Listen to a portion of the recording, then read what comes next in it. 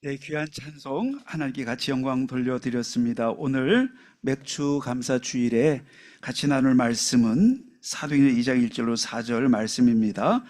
제목 같이 읽겠습니다. 시작. 맥주절의 축복. 네, 맥주 감사 주일, 또 맥주절이라고 했습니다. 이거는 보리를 거두는 이스라엘 절기에 맞춰서 정해졌던 절기입니다. 우리 시대에는 지금 없어요. 맥주절이 신약에 와서 성취가 됩니다. 그 성취되는 본문이 사도행전 2장 1절로 4절 우리가 읽은 이 본문이에요.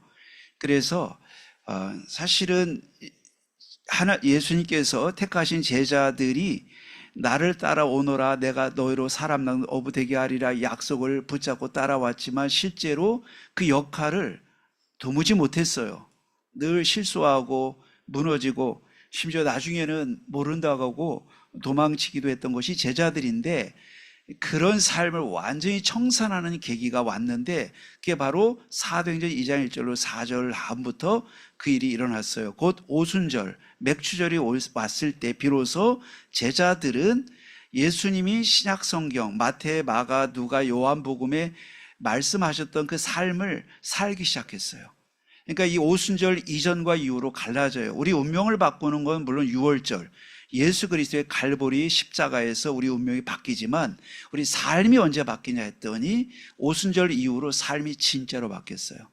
그전에는 흉내내다가 자꾸 쓰러지고 넘어졌다면 오순절 이후에 제자들은 그야말로 하나님의 손에 완전히 붙잡혀서 바로ローマ 또 세계를 향해서 힘차게 나가는 삶이 시작됐던 걸 볼 수 있어요. 그래서 우리가 이 맥주절이다라는 건 구약의 절기가 확실히 맞아요. 근데 이것이 구약으로 그치지 않고 신약의 오순절로 성취가 된다는 걸 같이 알아야 맥주절의 의미를 아는 거예요.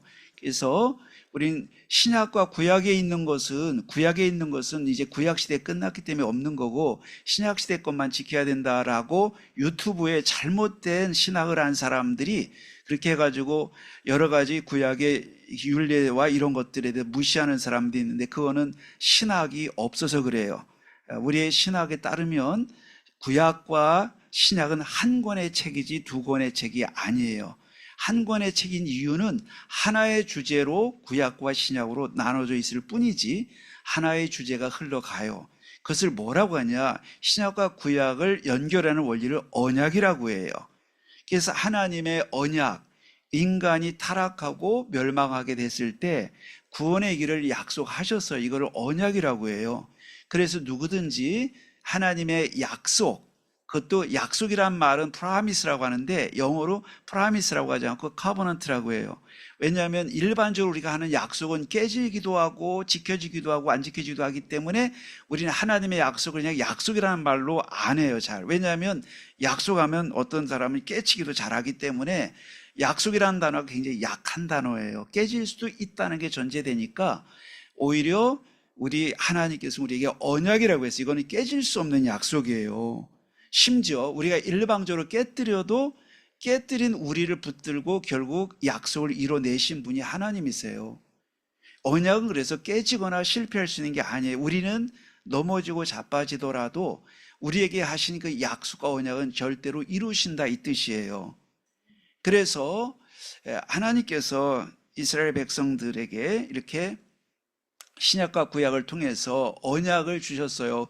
언약의 시작은 진짜는 구원의 언약을 주셨는데 창세기 3장 15절이에요. 여자의 후손이 뱀의 머리를 상하게 할 것이다.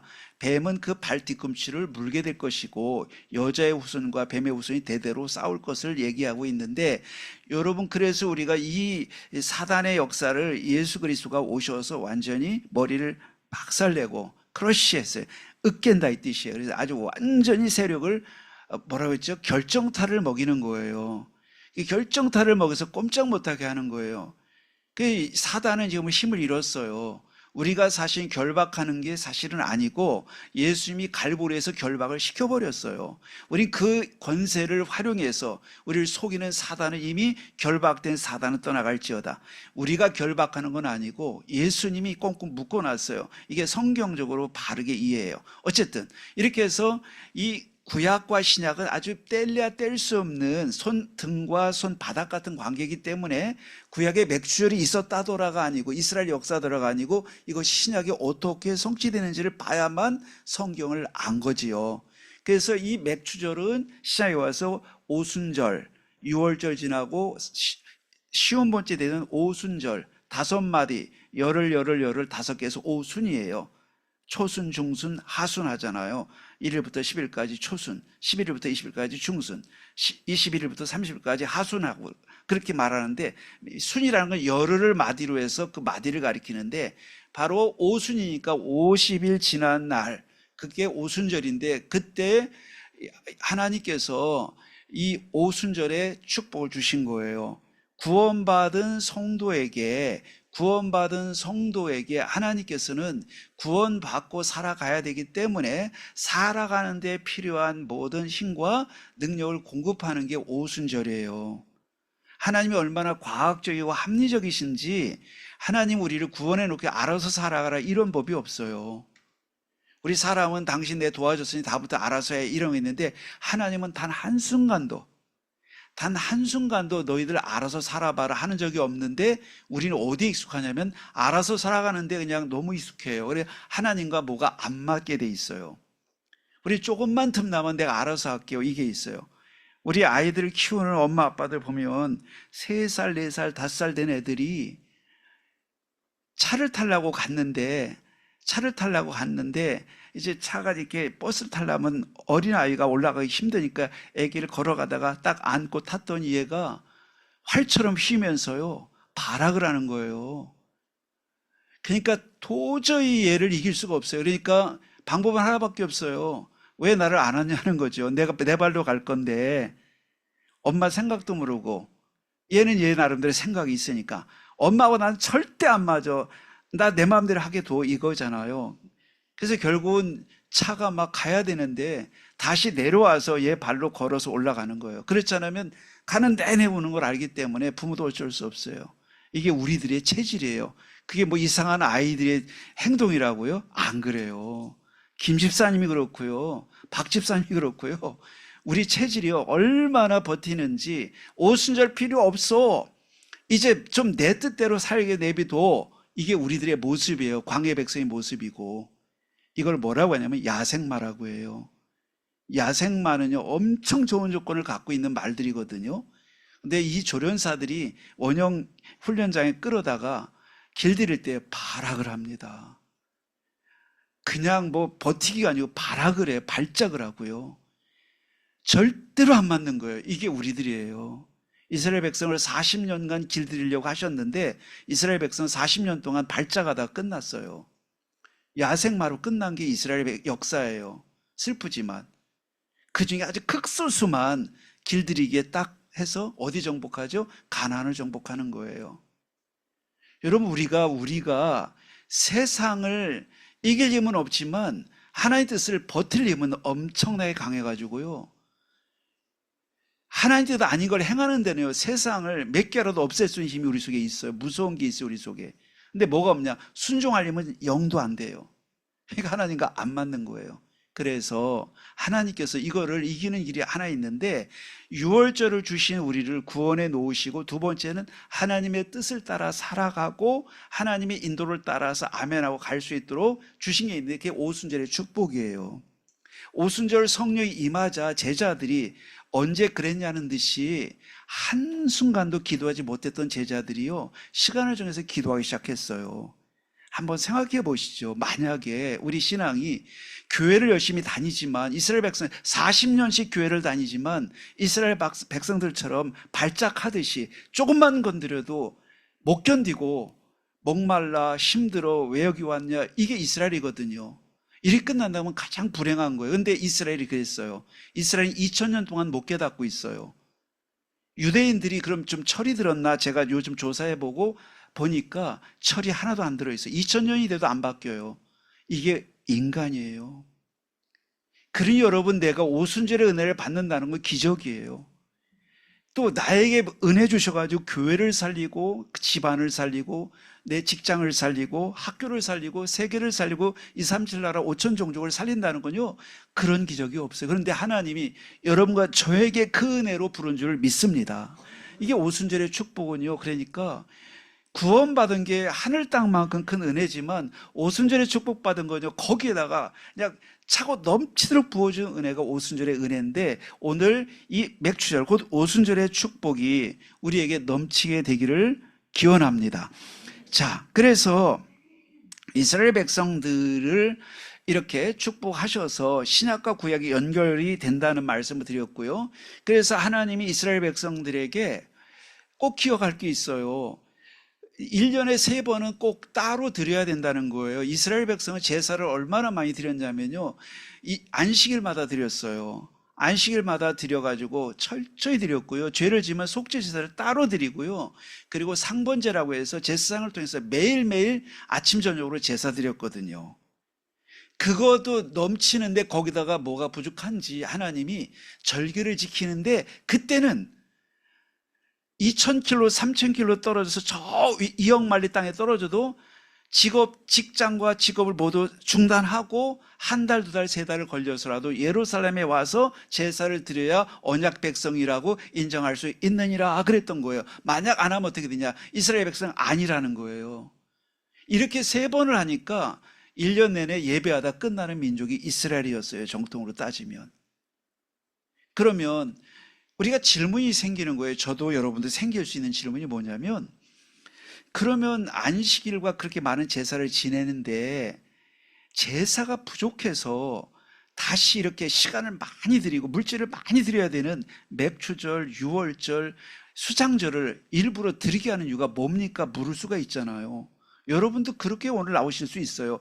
아니, 내가 11조도 드리고 감사헌금 드리고 선교회물 드리고 또 장학헌금 드리고 뭐 각종 헌금이 많은데, 그래서 주일날 또 예배가 또 많은데 맥추절은 뭔지 모른다 해서 대부분의 성도님들은 엄청난 축복의 절기인데 무의미하게 지나는 엄청난 안타까운 일들이 지금까지 반복되어 왔어요. 오늘 그거를 끝내야 될 줄 믿습니다. 자, 그러면 하나님이 이스라엘 백성들에게 안식일 외에도 왜 하나님이 특별히 날을 정하고 시간을 정해서 이렇게 지키라고 했는지가 중요하잖아요. 그런데 이 각 절기가 많은 건 아니고 중요한 절기 3절기예요. 유월절, 오순절, 곧 맥추절, 그 다음에 수장절이에요. 근데 유월절은 우리가 아는 대로 출애굽한 거를 기억하고 잊지 말라는 거예요. 너희들 노예 생활, 지긋지긋한 노예 생활 붙잡혀 운명에 빠져 네 마음대로 못 살고 살았던 애굽에서 출애굽시킨 구원하신 하나님을 뭐하라? 잊지 말고 항상 현재 진행으로 누리라. 유월절이에요. 신약에 와서는 결국 이것이 갈보리 십자가에서 일어난 일이 됐어요. 그래서 예수님을 유월절 어린 양이라고 표현하는 거예요. 고린도전서 5장 이하에서. 예수님이 그래서 갈보리 십자가에서 우리의 모든 죄와 사탄과 지옥의 권세를 끝내신 거예요. 자, 그러면 우리가 이거를 어떻게 알아? 유월절을 매번 지키고, 우리로 말하면 부활절이죠. 부활절기를 매일 지키면서 나를 구원했던 그것을 기억하고 구원의 축복을 내가 늘 살고 있는지를 점검하는 절기가 부활절과 같아요. 그런데 두 번째는 뭐냐? 오순절이에요.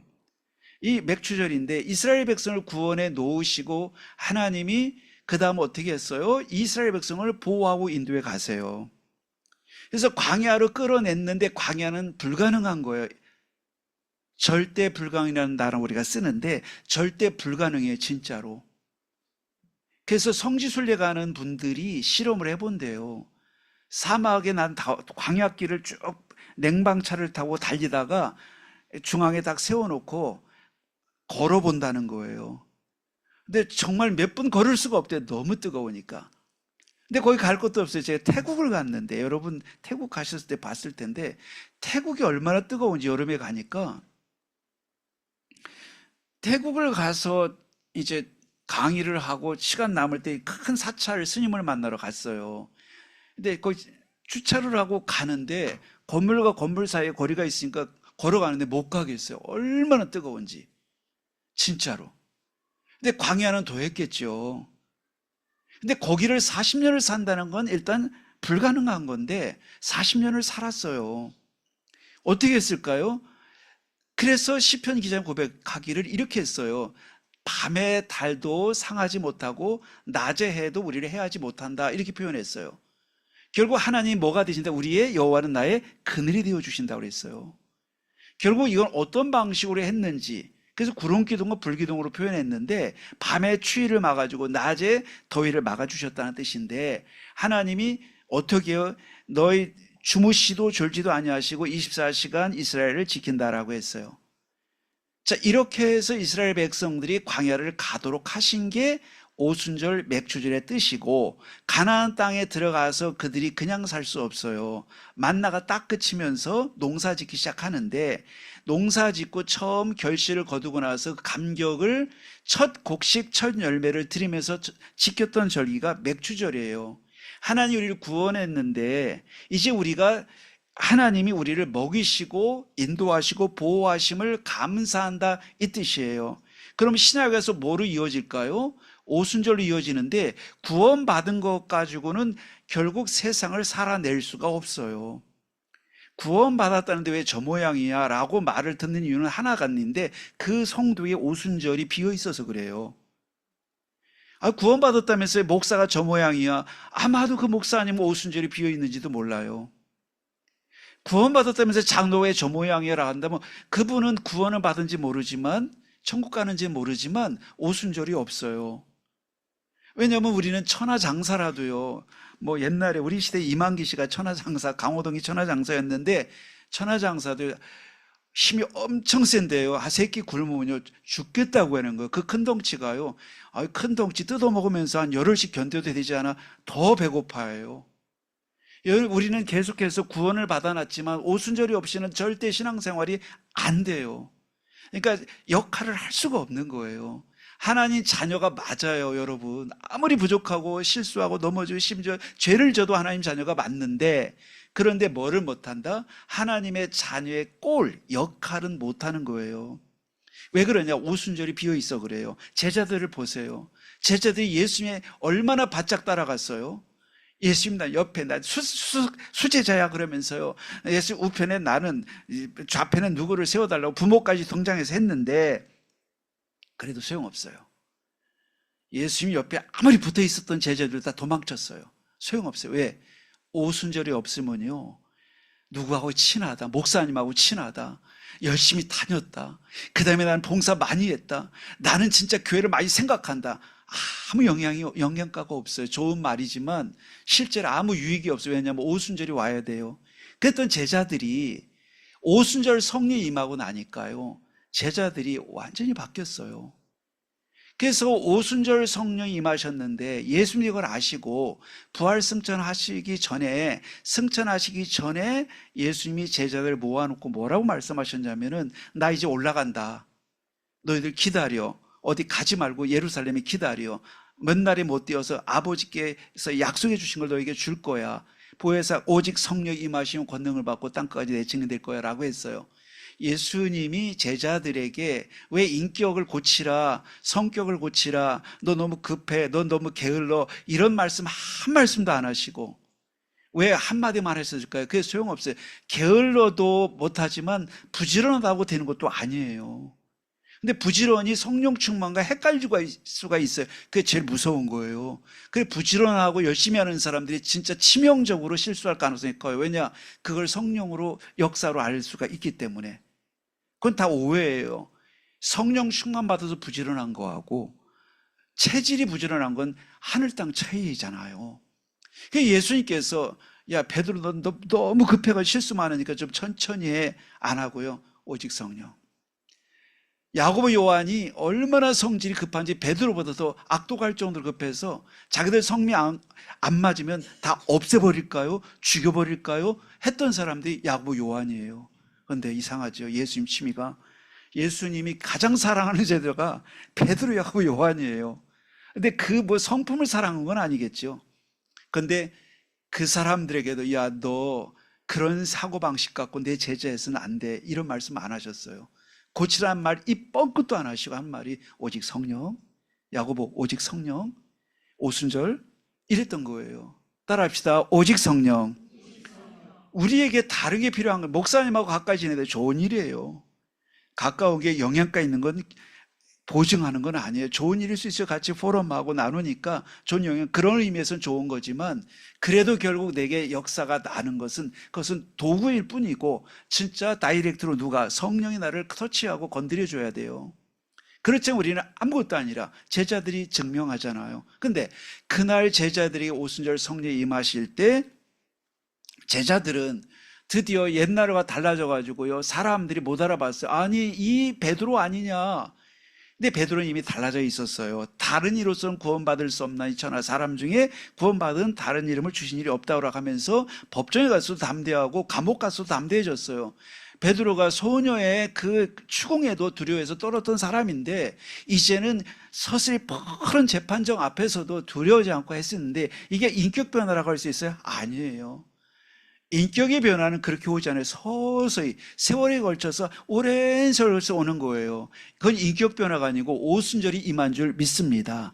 인격 변화는 여러분 평생 하실 거고요. 여러분 은혜 받은 만큼 하시고요. 인격 변화 하려고 하지 말고 뭐 해라? 성령의 충만을 받아야 될 줄 믿습니다.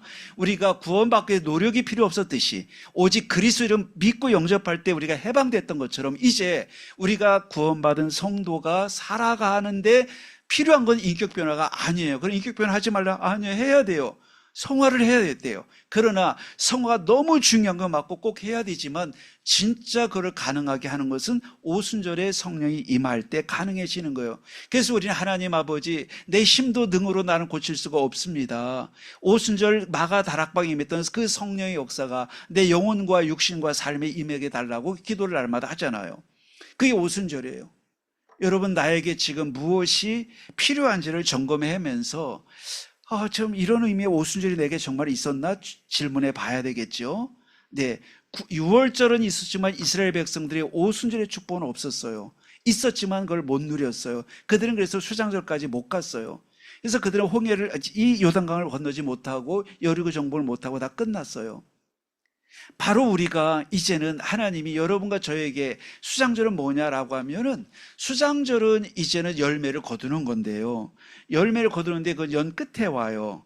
그러니까 맥주는 연 중간에 오고 6월절은 연 초에 오고 순서가 이래요. 1년이라는 절기를 두고 올 때 제 시작과 중간과 마지막인데 이 맥주절은 이제는 끝까지 갈 수 있게끔 한 원동력을 제공하는 절기가 맥주절이니까 이거 없이는 수장절이 이룰 수 없어요. 근데 수장절에 가서 하는 건 뭐냐면 열매를 거두는 거예요. 창고에 거둬들이고 나서 하나님 1년을 살게 하신 거 감사합니다. 열매 주신 것을 감사드리고 하나님께 다 드립니다. 근데 이게 뭐를 상징하냐면 천국 하나님 나라를 가리켜요. 이제 하나님의 목적은 구원을 시켜서 어디 가게 하는 거냐면 하나님 나라에 완전히 입성하는 이 여정을 가게 하는 게 하나님의 아이디어예요. 우리가 이 땅에 잘 먹고 잘 사는 건 여정일 수는 있겠으나 그게 다가 아니고요. 구원받은 백성이 완전한 하나님의 통치가 있는 나라로 들어가게 하는 것. 구원은 뭘까요? 낙원을 잃어버렸어요. 에덴 동산을 잃어버렸어요. 잃었는데 에덴 동산을 회복하는 걸 넘어서 그걸 더 완벽한 형태로 재현하는 하나님 나라로 다시 들어가는 거예요. 그러니까 이 과정의 첫 시작은 6월절이요. 이걸 가게 하는 파워는 오순절이요. 결국 도착이 된 건 수장절인데 그러면 이 세 절기를 기억하라는 건 우리가 살아가면서 직장도 가고 사업도 하고 공부도 하고 취업도 하고 자녀도 낳고 기르고 이 사람도 만나고 저 사람도 만나고 질병 와는 거 이기고 사건 온 거 이겨나가고 별의별 일이 다 일어나는데 결국 하나님의 목표는 이런저런 일을 겪지만 결국 너희는 어떻게 된다? 이제 구원받은 백성이고 그런 일을 다 이겨내게 할 거고 결국 하나님 나라 회복해서 완전한 축복을 이제는 너에게 주게 돼 있다라고 하는 게 하나님 메시지예요. 그러면 새 절기를 기억하라고 했는데 우리가 그동안 훈련받으면서 받은 많은 메시지를 생각해 보세요. 새 절기 할 때 여러분 마음에 금방 팍팍 꽂혔나요? 꽂히지 않았다면 이런 이해가 충분하지 않으면 중요한 말임에도 불구하고 저 강사 목사님 늘 새 절기 하는데 나는 기절할 것 같아. 새 절기 아니고 나는 혼절할 것 같아. 왜냐하면 이해가 안 되면 너무 중요한 개념인데 충분히 근데 오늘 여러분 제가 드린 여러분 설명을 같이 나눠보면 그게 어려운 게 아니고 우리의 당연히 누릴 축복이었구나. 더 압축해 볼까요? 갈보리산, 마가다락방, 그리고 하나님 나라, 세계복음화, 이렇게 이어지는 구조예요. 그리고 더 요약하면 사도행전 1장의 그리스도, 3절에 하나님 나라, 8절에 오직 성령. 성부, 성자, 성령이에요. 이게 성삼위 하나님이에요. 결국은 예수님이 승천하시면서 언약하신 거는 성령이 임하시면 권능받고 땅끝까지 이르러 증인되고, 증인된 너희를 통해서 하나님 나라가 계속 확장돼 갈 것이고 영원한 하나님 나라에 들어갈 것이다. 이걸 약속하셨어요. 그러면 이렇게 해서 새 절기를 우리가 지키고 있는데, 그러면 오늘 이 말씀을 보면서 저는 생각해 봤어요. 그럼 너는 이 설교를 하는데 맥주절을 위한 설교를 하는 거야? 그렇게 물으실 때 제가 다시 한번 점검해 봐야 됐어요. 왜냐하면 네가 맥주절을 누리고 있는 게 중요한데 너 누리고 있어? 설교를 위한 맥주절이 아니라 진짜 맥주절이 너희는 무슨 의미야? 라고 계속 하나님 물으셨어요. 성도님들도 아마도 그럴 거예요.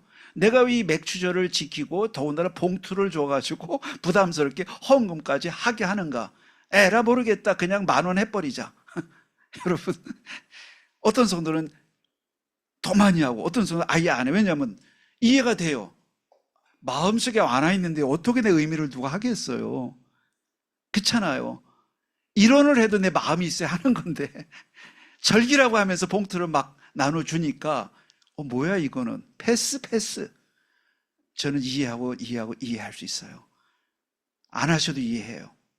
여러분의 의미는 아직 못 찾은 거니까요. 못 찾은 거를 내가 거기다 의미를 두고 할 수는 없어요. 쉽지 않은 거예요. 근데 오늘 여러분 찾는 날이 되기를 바랍니다. 너무 중요한 거예요. 왜냐하면 오순절이 없으면 신앙생활 안 되는 거니까요. 근데 그래서 하나님 그럼 나에게 삼절기를 어떻게 나 누리고 있는지 점검해 봤어요. 묵상하면서. 그래, 내가 수십 년 전에 예수 그리스도 알고 3일 밤낮을 내가 쉬지 않고 눈물을 흘렸던 생각이 나는데 그게 나의 6월절이었지. 하나님, 그 6월절 감격이 오늘 맥주절을 지키면서 계속 내게 누려지고 회복되고 나타나고 그 열기가 식지 않게 도와주세요. 이걸 제가 기도했어요. 하나님, 6월절에 이렇게 누리겠습니다. 오순절은 뭔가요? 오순절은 성령 충만을 주셔서 하나님이 오늘도 집중하게 하셔서 삼직도 하게 하고 삼집중도 하게 되고 또 7.7절 기도도 하게 되고 이제 내가 40일 집중도 하게 되고 하면서 내가 저 마가다락방의 제자들처럼 하는지는 모르지만 그래도 흉내내면서 내가 이 나이에 그래도 목회할 만큼 했고 또 신앙생활 할 만큼 했으니까 나이도 있으니까 이제 쉬어야지 생각이 안 들고 내가 오늘도 하나님께 집중하는 마음을 유지할 수 있는 은혜 주셔서 오순절을 유지해 갈 수 있는 은혜 주신 거 감사해요. 그리고 하나님 아버지, 부족하지만 237 나라 5천 종족을 향해서 지금도 꿈이 시들지 않고 계속 내 마음속에 솟아나게 하신 수장절을 향해 가는 축복 주신 거 감사해요. 이걸 하면서 지나온 날들을 계속 돌아보니 매주 주시는 주일 강단도 있지만 이 절기의 은혜가 내게 꼭 필요하구나를 다시 확인하는 절기가 됐어요. 여러분, 오늘 우리에게 절기의 축복이 시작되기를 축원을 드립니다. 절기 신앙이 회복돼야 돼요. 이게 무의미하게 지내서는 안 돼요. 그래서 이걸 가지고 가족별로 포럼도 하는 거예요. 아들아, 딸아. 왜요? 엄마 아빠가 지금 열심히 사는 것처럼 보이지만 계기가 있었던데 그건 뭔데요? 벌써 25년 전에 예를 드는 거예요. 그때 내가 복음을 처음 듣고 인생이 그때 바뀐 거야. 6월절을 포럼하는 거예요. 그리고 이렇게 볼 때 엄마 아빠는 늘 말씀 붙잡고 해석하고 포럼하고 문제 와도 계획이라고 말하는 게 내 힘이 아니야. 하나님 은혜 주셔서 하는 거. 나도 원래 그런 사람 아니야. 맥주얼 포럼 하고 있는 거예요. 그리고선 이거 가지고 이제 봤더니 내 사는 이유를 찾았단다. 이제 내가 의식주 문제를 갖고 살았던 인생인데 어느 날 보니까 부족하기 짝이 없는 내 일이고 업이지만 이걸 통해 하나님이 어떻게 하냐요? 영광을 받기를 원하신다는 걸 알았어. 훌륭한 일을 하는 사람만이 아니고 구원받은 자녀가 하는 일은 다 축복하셔서 영광을 받으신다고 하니까 내가 비록 호떡을 굽지만 이걸로 하나님 영광 돌리고 있단다. 수장절. 여러분, 절기를 통해서 가정의 믿음이 회복되기를 축원을 드립니다. 이게 돼서 감사를 하는 거예요. 절기를 그냥 맹송하게 하품 나오는 거죠. 무슨 뜻인지 모르니까. 맥주절을 수십 번을 지켜도 아무 감동이 없는 이유는 여러분 잘못은 아니에요. 사실은 이 목사님도 정신을 더 차려야 되고 그러면서 우리가 주신 축복을 확인해야 돼. 그래서 하나님 오죽하면 영원한 절기로 지키라고 했을까요? 잊지 말라는 거예요. 그리고 안식일 너희 잘 지키는 거 알아. 매주 강단 말씀 붙잡고 하는 거 아는데 그거 말고 이제 너희가 받은 영원한 구원을 갖고 포럼을 하고 그리고 어떻게 해서 성령의 날을 이끄시는지 그거를 가지고 다시 한번 나누고 그 다음에 우리를 통해서 어떻게 이루실 미래가 있는지를 자꾸 성도에게 나눠주고 아들에게 나눠주고 성도 간에 나누고 이것이 절기의 축복인 줄 믿습니다. 이 절기의 축복을 가진 자야말로 진짜 살아있는 믿음이 아니겠어요? 자, 그럼 오늘 이런 말씀을 드리면서 오늘 세 가지를 말씀을 드리려고 합니다. 자, 그러면 첫 번째 맥추절의 의미입니다. 구약의 출애굽기 34장 20절에 가니까 맥추절을 77절이라고 했어요. 또 레위기 23장에 보면 오순절이라고 했고요. 같은 말이에요. 그리고 출애굽기 23장 16절에 보면 맥추절이라 그랬어요. 그래서 뭐라고 했냐면 출애굽기 23장 14절에 너는 매년 3번 내게 절기를 지키라 이렇게 표현하고 있거든요. 16절에 맥추절을 지키라 이는 네가 수고하여 밭에 뿌린 것의 첫 열매를 거둘 것이니라. 수장절을 지키라 이는 네가 수고하여 이룬 것을 연말에 밭에서부터 거두어 저장함이니라 그랬고요. 17절에는 네 모든 남자는 매년 3번씩 주 여호와께 보일지니라. 그래서 세 절기를 지키라고 말씀을 하시는 걸 알 수 있어요. 근데 이 맥추절에 세 가지 의미가 있어요. 바로 첫 번째 수확을 하나님께 드리는 절기예요. 근데 얼마나 기뻤겠어요. 광야 동안 이들이 먹은 건 만나였어요. 만나면 40년을 쭉 먹고 있다가 그들이 가서 첫 수확을 거두고 드디어 다양한 열매를 거두게 됐을 때 얼마나 기뻤겠어요. 그래서 첫 수확 이건 우리가 먹을 수 없다 해서 하나님께 드렸어요. 이건 가장 중요하다. 첫 번째 것이 first가 most important, 가장 중요하다는 뜻도 포함되고 있어요. 순서적으로 앞서기도 하지만 가치적으로도 가장 중요하다. 이것을 드리는 게 맥추절이에요. 그리고 하나님의 은혜를 감사한 거지요. 그리고 이스라엘이 전체가 이때는요 call to worship이라고 그래요. 예배의 부름이라고 하는데 그냥 생각나서 이제 우리 한번 감사하자 이게 아니고요.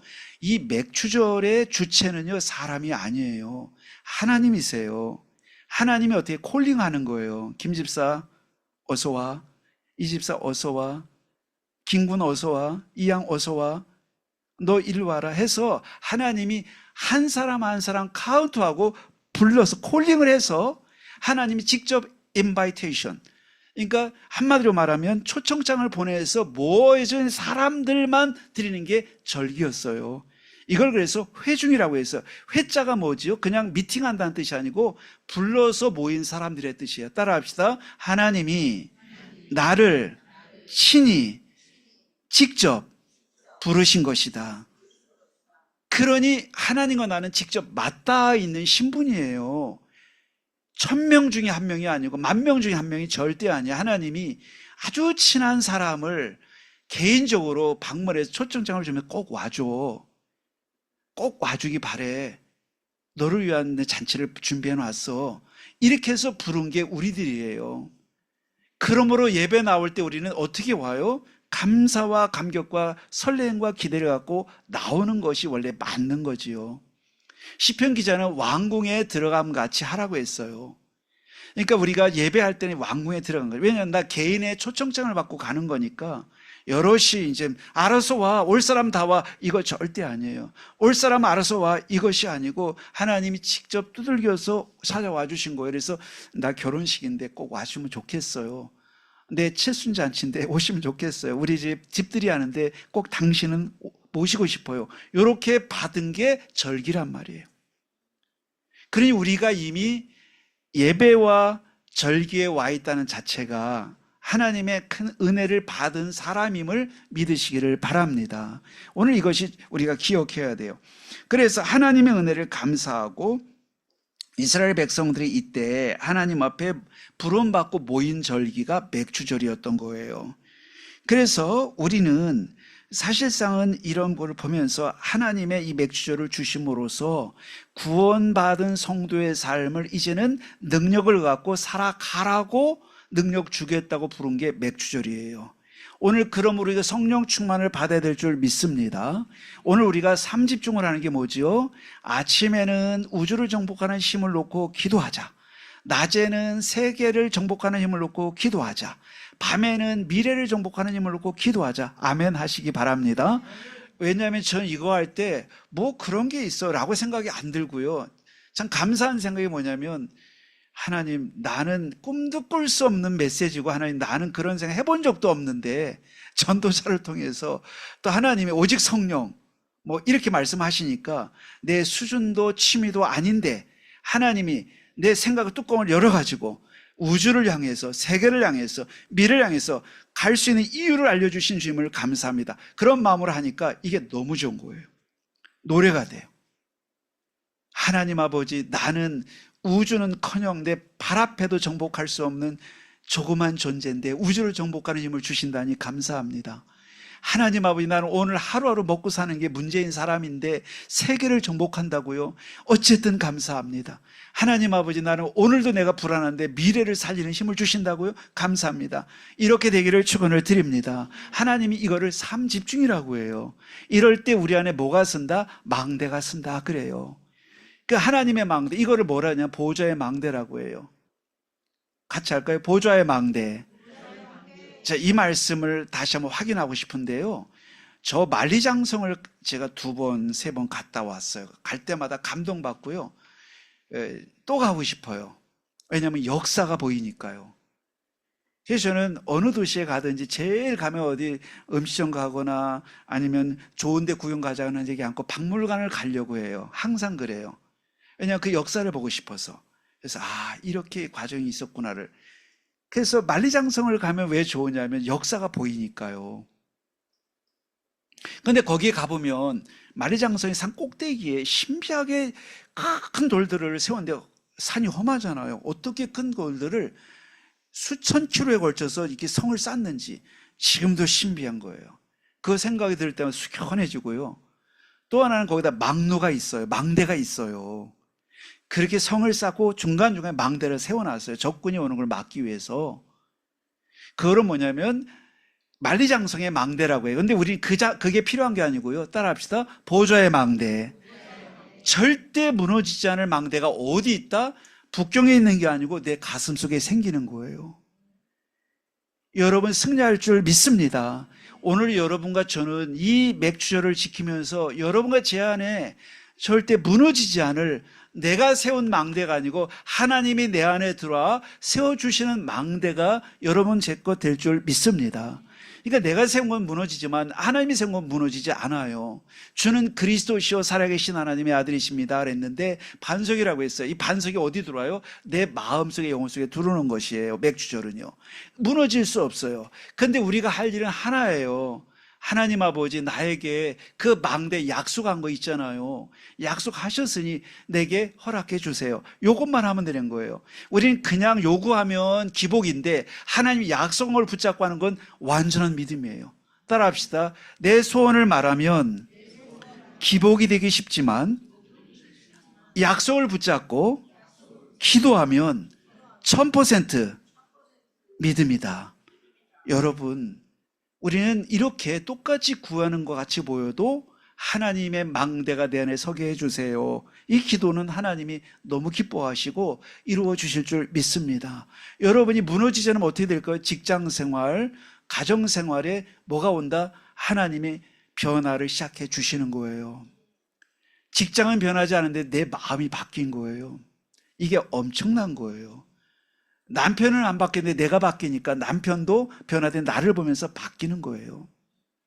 아들은 안 바뀌는데 내가 변화된 걸 아들이 귀신같이 알아요. 우리 엄마 바뀌네. 그게 바뀌는 거의 시작이에요. 근데 뭐다? 내 안에 망대가 쓴 거예요. 우리는 자꾸 바꾸게 하려고 했지만 내 안에 망대가 서는 것이 모든 것의 변화의 시작인 줄 믿습니다. 그게 바로 하나님이 약속하셨어요.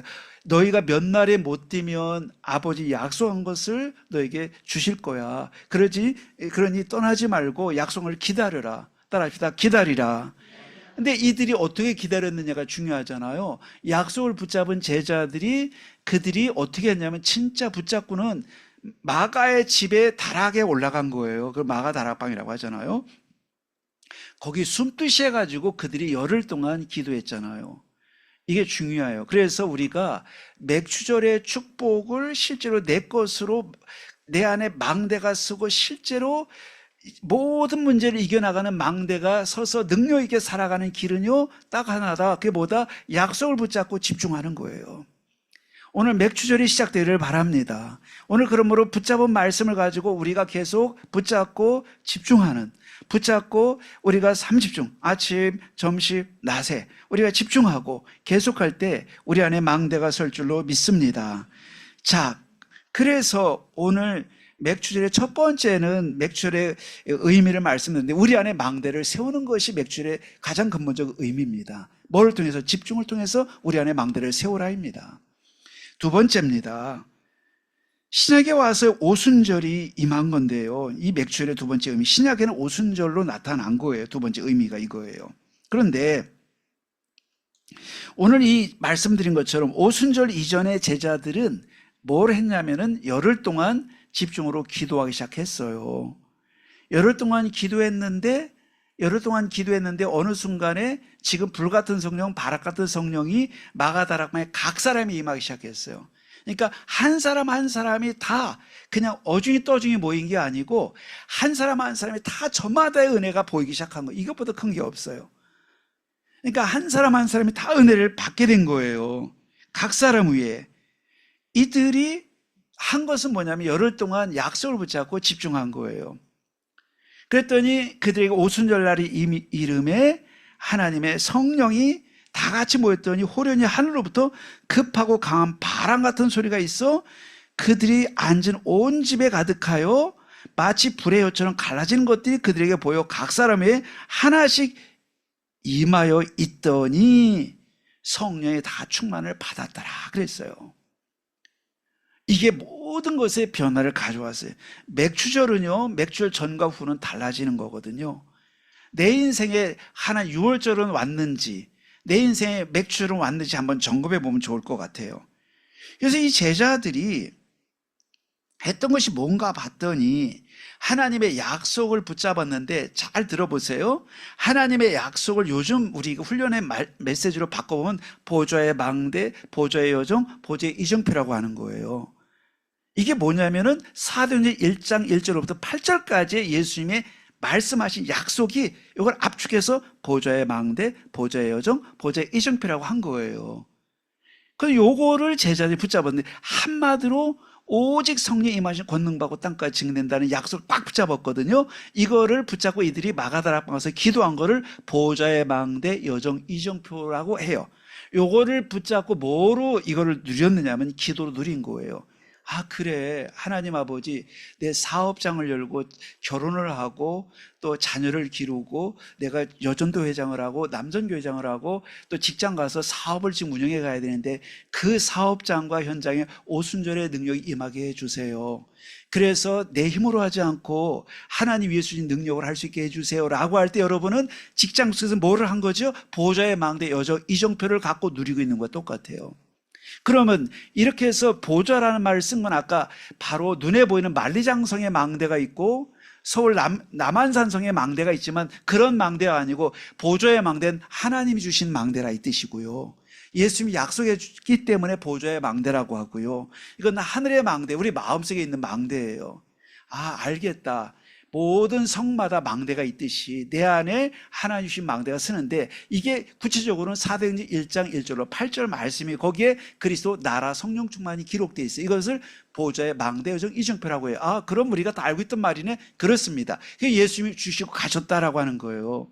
이걸 합쳐서 777 기도라고 하는 거예요. 이거를 펼쳐놓은 게 777 기도예요. 이게 막연한 게 아니고 알고 봤더니 우리가 늘 평생 붙잡았던 그 말씀을 이렇게 설명해 주신 거구나. 이러니까 우리가 이건 진짜 우리가 기도했구나 이 생각 드는 거죠. 그런데 제자들이 이걸 붙잡고 제자들이 예수님이 왜 내 인격 고치라는 말씀 안 하시지? 돈 열심히 벌어야 돼 이런 말씀을 안 하시고 갔지 왜? 베드로 뭐라고 하시는 예수님이 물었더니 아무 말씀 안 하시고 난 혼날 줄 알았거든. 근데 안 하시고 오직 성령 그런 거예요. 오직 성령. 마태 예수님 따로 뭐 별도 말씀이 있어서 한 말씀도 안 하셨어. 너 옛날에 계산 잘했기 때문에 계산하는 습관 안 버리면 못해. 이런 말씀 하셨더니 그것도 안 하시고 그런 말씀 일체 안 하시고 오직 성령. 야 빌립 너는 뭐라고 하냐? 오직 성령. 12명을 다 퍼즐을 맞듯이 맞춰보니까 말씀이 딱 하나로 통일되는데 오직 성령. 따라합시다. 오직 성령. 이게 보좌의 망대 여정 이정표를 붙잡았다 말하는 거예요. 제자를 붙잡았더니 이걸 붙잡고 어떻게 했어요? 예수님이 참 감사한 생각 드는 거예요. 내가 실수 엄청 많이 하는 사람인데 한 말씀도 안 하시고 나에게 이 말씀 했으니 이거 붙잡자. 아마 성격 고치라고 하면 이들은요, 베드로 성격 고쳐. 너 급해. 빌립 너 계산 너무 많이 해. 그러면요 머리 골치 아팠을 거예요. 그거 고치려고요. 별짓 다 했을 거예요. 그런데 한 말씀도 안 한 거예요. 오직 성령. 보좌의 망대의 정의정표 붙잡고 기도해. 했는데 이들이 진짜 약속이나 한 것처럼 움직이지도 않고 이걸 붙잡고 진심으로 기도 시작했어요. 처음으로 진실하게 기도해 본 거예요. 근데 처음으로 진실하게 기도를 했는데 하필이면 그게 오순절로 이어진 줄 믿습니다. 저는 이렇게 말씀드리고 싶어요. 우리 성도님들이 물론 진실하게 기도 안 했다는 건 아니지만 오늘 저는 이렇게 하나님 아버지 난 지금까지 진실한 기도를 드려본 적이 없어요 라고 말하면 하나님이 싫어하지는 않으실 거예요. 하나님 앞에서 한번 그렇게 하면 좋겠어요. 저도 그렇게 해보려고 그래요. 하나님 내가 기도한다고 했고 나름대로 열심히 해왔지만 진실하게 하나님 원하는 기도를 한 적이 없는데 오늘만큼은 그렇게 하고 싶어요 라고 베드로의 심정으로 돌아가서 기도하는데 알 거 아니에요. 배반했지, 도망갔지, 그 다음에 기도 안 했지, 이게 전부 떠오르는데 이번만큼 진실하게 기도해보자 했는데 하나님의 은혜를 주신 거예요. 따라합시다. 한 번의 진실한 기도로 저는 그렇게 생각이 들어요. 한 번의 진실한 기도인데 하나님은요 이들에게 두 번 다시 할 것도 없이 그때 마가 다락방의 성령 임한 줄 믿습니다. 오늘 여러분에게 많은 기도를 찾는 게 아닌지도 몰라요. 하나님께서 우리에게 진짜로 하나님 앞에 내 마음을 내려놓고 내 생각을 내려놓고 사람 앞에 했던 생각들, 내가 가지던 생각들, 고정관념들 다 이런 생각 내려놓고 진짜 한번 하나님 앞에 나 진짜 하나님 앞에 기도하겠습니다 라고 할 때 오순절의 축복 주실 줄 믿습니다. 오늘 이 사람들에게 각 사람에게 그날 제자들은요 짝이나 한 것처럼 다 그 마음을 가졌던 것 같아요. 한 사람도 예의 없이 성령이 임했으니까요. 한 사람도 예의 없이 입에서 말이 다르기 시작했어요. 누가 베드로를 바꿀 수 있을까요? 누가 계산쟁이 빌립을 바꿀 수 있을까요? 누가 나를 바꿀 수 있을까요? 못 바꿔요. 오직 성령만 가능한 줄 믿습니다. 오늘 제자들을 바꾼 것은 그들의 결심이 아니에요. 그들은 결심했을 뿐이고 바꾸는 건 하나님이 하신 줄 믿습니다. 여러분 우리는 할 수 있는 건 결심밖에 할 게 없어요. 변화는 하나님이 하시는 거니까요.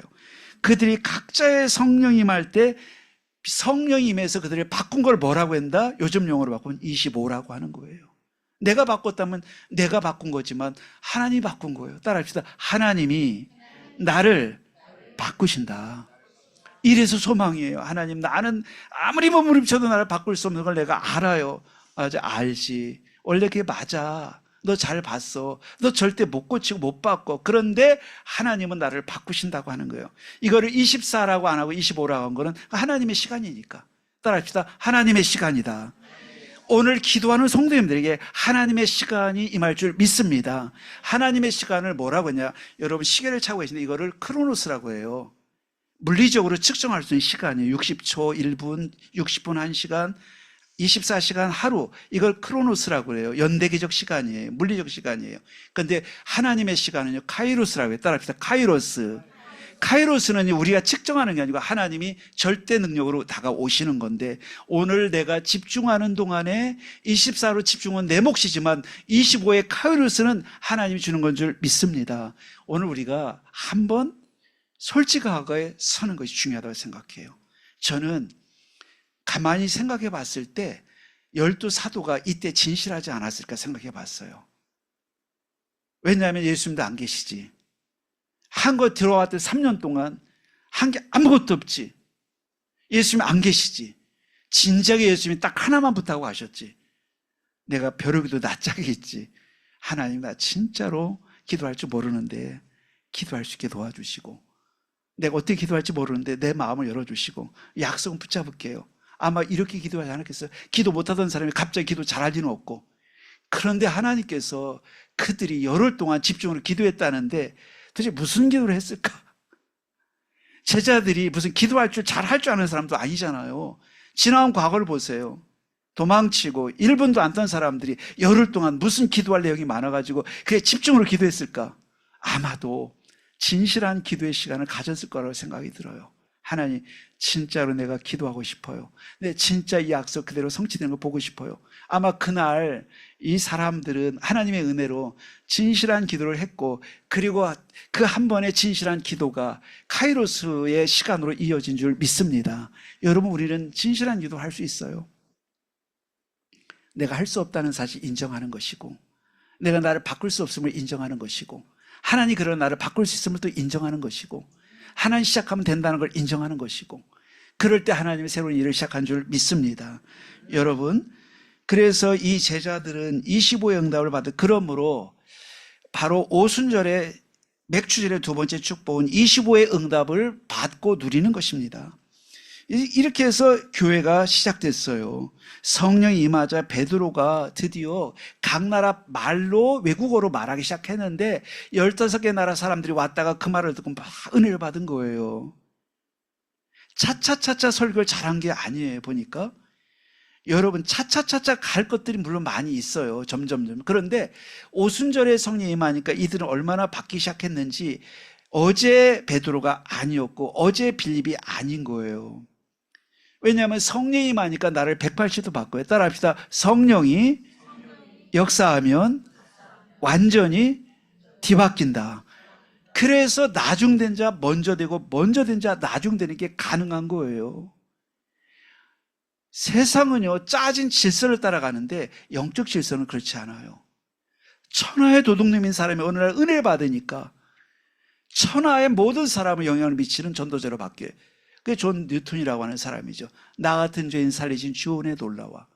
평생 나쁜 일, 악한 노예 상인으로 아주 악독하게 아프리카 가서 사람들을 짐승이하로 취급하면서 그 돈으로 호의호식하고 술주정매로 살던 사람이 어느 날 우연히 하나님의 은혜를 받고 바뀌고 나 같은 죄인 살리신 주 은혜 놀라워를 작곡했는데, 이게 지금 수백 년 동안 우리를 움직이고 감동을 주잖아요. 이게 나중된 자 먼저 된 거예요. 이 성령이 임하시면, 여러분 따라합시다. 성령이 임하시면 나도 된다. 이거를 우리에게 메시지하는 거예요. 나도 되는 거예요. 나도 증인이고 너도 증인 되는 거. 이게 성령의 역사. 이게 오순절의 축복이에요. 여러분, 오늘 집중하는 여러분과 저에게 25의 축복이 시작될 줄 믿습니다. 이래서 바로 변화가 시작됐어요. 마지막,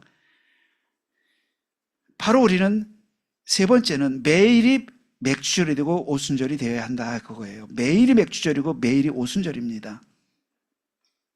첫 열매를 드리는 절기였지만 우리는 성령의 첫 열매, 우리는 교회의 첫 열매, 복음의 첫 열매로 여러분과 저는 부름을 받고 있습니다. 물론 최초의 열매는 그리스도의 부활이지만 우리는 뒤따라 그것을 따라가고 있어요. 자, 그래서 여러분과 저는 이제 매일이 오순절이고 매일이 이 맥주절이 된다는 것은요, 매일 우리는 성령 충만, 그래서 성령의 인도, 성령의 보호 속에 들어간다, 이 뜻이에요.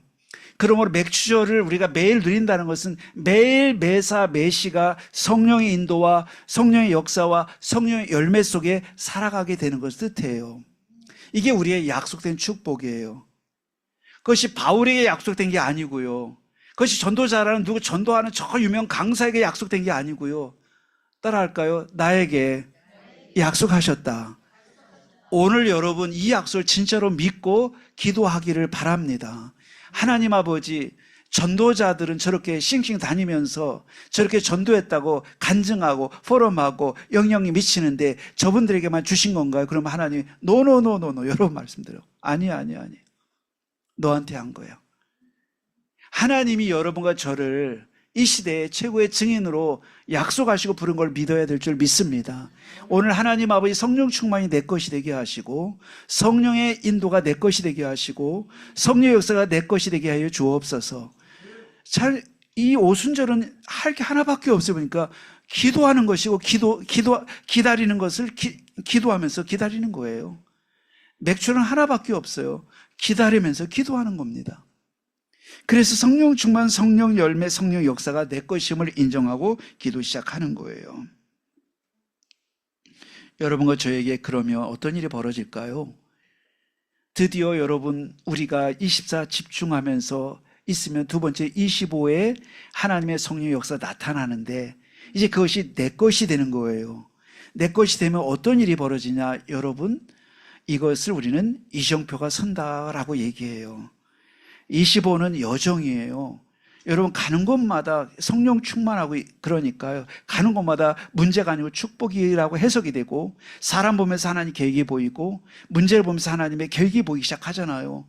근데 드디어 여러분, 우리가 이제 그 열매가 어떻게 나타나냐? 세 번째로는 이게 기념비로, 이정표로 나타나는 거예요. 자, 그래서 이제는 뭐로 나타나겠습니까? 여러분은 이제는 내 삶에 일이든지 사업이든지 산업이든지 가정이든지 뭐가 생기기 시작한다? 따라합시다. 내 삶에 열매가 보이기 시작한다. 보이기 시작하는 거예요. 열매가. 생각해 보세요. 난 여러 지금까지 공부 드립다 했고, 난 지금 사업 드립다 했지만 열매가 있나? 나 지금 50평생 살면서 진짜 하나님 기뻐하는 열매가 있나? 물어볼 수 있잖아요. 그런데 하나님 뭐라 했냐면, 너를 통해서 이룰 열매가 크단다라고 하는 거예요. 오늘 하나님이 여러분과 제 인생이 빈털터리로 가기 원치 않으세요. 바로 기념비를 세우고 여러분을 통해서 다음 세대에 오는 기념비를 만들고 길을 만들고 이정표를 세우는 축복이 우리의 약속된 것임을 믿으시기 바랍니다. 모세가 이걸 80세에 시작을 했어요. 그 전까지 늘 퀘션이었어요. 내 인생은 뭐지? 모태신앙인데 정말 못해. 나는 열심히 훈련받은 것밖에 없는데 열매가 뭐지? 정말 나는 열매가 없어. 아무것도 없잖아. 이게 모세의 고민이었어요. 근데 그렇지 않아요. 하나님 어느 날, 중국말로 요이티엔, 영어로 someday, 어느 날 주님이 다가오셨어요. 그리고 그 열매 없는 모세의 인생에 진짜 열매를 주기 시작했어요. 여러분 같이 할까요? 하나님의 언약은 반드시 성취된다. 그래서 우리는 이미 하나님의 약속의 존재요, 언약의 존재입니다. 하나님은 여러분과 저에게 이제 시작을 남겨두고 있어요. 오늘 이번 맥주절이, 이번 오순절이 여러분 인생에 진짜 한 번도 없던 열매가 크든 작든 열리기 시작하는 출발이 되기를 축원을 드립니다. 아, 내 삶에도 열매가 맺는구나. 나는 문제만 있는 줄 알았는데 내 인생에도 하나님 열매를 이렇게 맺게 하시는구나. 이게 열심히 내는 사람, 특별한 사람 것이 아니고 내 것이었던 거구나를 보는 시작이 되기를 바랍니다. 하나님은 우리들에게 열매를 맺고 이정표를 세우고, 여러분 큰 것만 생각하지 마세요. 작은 이정표도 있어요. 하나님은 작은 이정표, 작은 기념비를 남기는, 우리를 통해서 큰 것도 남기게 하시거든요. 그래서 우리는 큰 거, 위대한 거 아니고 오늘 내 삶을 통해서 내 자녀 기르면서 이정표 남길 수 있어요. 여러분, 내가 조그만 구멍가게를 해도 이정표 남길 수 있어요. 내가 알바를 해도 이정표 남길 수 있어요. 요셉은 알바보다 못한 노예였어요. 이정표를 남겼어요. 하나님 앞에 난 노예인데요, 이정표 남겨. 나 지금 감옥에 죄수로 와 있어요. 그래, 죄수지만 너 열매 맺게 내가 만들어줄 거야. 이정표 남기고 나와라. 뭔지 모르지만 그걸 기도했는데 오늘 열매가 맺어졌어요. 우리 성도님들 가는 곳마다 하나님의 숨은 열매가 맺어지게 될 줄로 믿습니다. 하나님이 약속하셨어요. 오늘부터 그걸 내가 믿어야 돼요. 하나님, 난 열매 맺는 사나이. 갑자기 유행가가 생각나는데, 허성우 집사, 나는 무슨 사나이? 시작. 빨리 해야 돼. 시작. 도희 집사 없잖아. 이때 많이 해. 자, 시작. 크게 시작. 아니, 나는부터 시작. 할렐루야. 설교 끝날 시간이 됐어요. 찬양을 했어요. 오늘 말씀을 다 드렸습니다. 오늘 우리는 구원받은 자녀예요. 이건 누가 부정할 수 없어요. 끝났어요. 두 번째, 우리는 맥주절의 축복을 누릴 사람이에요. 24, 25 영원의 축복이 우리에게 약속됐기 때문에 우리가 기다리면서 이제 기도 진실하게 시작하면 맥주절이 우리 것 되는 것입니다. 이번 한 주간 여러분 매일 삶 집중 속에 연습을 해 나가면서 사도행전 2장 1절로 4절에 있던 축복이 우리에게 시작되는 한 주간 되시기를 주의 이름으로 축원을 드립니다. 하나님께 감사드립니다. 우리를 구원하시고 맥주절의 은혜로 인도해 주시고 보호하신 주님을 찬양합니다. 우리에게 약속하신 것을 붙잡고 기도할 때 맥주절 오순절의 능력이 우리 개인과 가정과 현장에 나타나게 하옵소서. 하나님 아버지 또한 수장절의 축복을 통해서 열매가 누구누구의 것이 아니라 바로 내 것이며 내 하는 작은 일들을 통해서 하나님의 정말 기뻐하실 열매가 맺혀지는 걸 기대하며 기도할 때 하나님의 증거가 나타날 줄로 믿습니다. 한 주간 맥주절의 큰 축복으로 승리하게 하여 주시옵소서. 예수 그리스도 이름으로 기도하옵나이다. 아멘.